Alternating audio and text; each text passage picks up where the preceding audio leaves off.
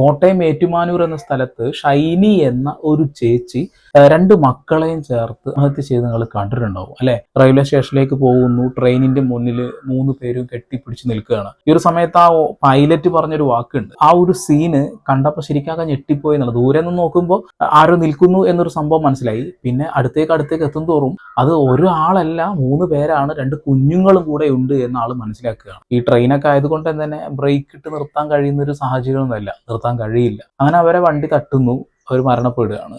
പിറ്റേ ദിവസം തന്നെ ഇതൊരു സാധാരണ ആത്മഹത്യ എന്ന രീതിയിലാണ് ആദ്യം ചർച്ച വന്നത്. പക്ഷെ പിന്നീട് അങ്ങോട്ടാണ് ഇതിന്റെ പിന്നിൽ വലിയ കുറെ പ്രശ്നങ്ങൾ നടന്നിട്ടുണ്ടായിരുന്നു എന്ന് അറിയുന്നത്. ഈ ഷൈനിയുടെ ഭർത്താവ് ഇവരെ ഗാർഹിക പീഡനം നടത്തുന്നു. അതുപോലെ തന്നെ ഈ ഷൈനിയുടെ ഫാമിലിയും വലിയ രീതിയിൽ ഒരു സപ്പോർട്ടും ചെയ്യുന്നില്ല. ഭർത്താവ് നോബിയുടെയും അയാളുടെ സഹോദരനായ ബോബി എന്ന പള്ളിലച്ഛന്റെയും ഉപദ്രവങ്ങൾ സഹിക്കാൻ കഴിയാതായതോടെയാണ് ഷൈനി തന്റെ 2 പെൺമക്കളെയും കൂട്ടുമൊത്ത് ചെയ്യുന്നത്. ഭർത്താവ് നോബി ഷൈനിയെ നിരന്തരമായി ഉപദ്രവിക്കുമായിരുന്നു. ഏകദേശം 1 വർഷം മുമ്പ് ഒരു രാത്രി നോബി ഷൈനിയെ വീട്ടിൽ നിന്നും അടിച്ചിറക്കി വിട്ടു.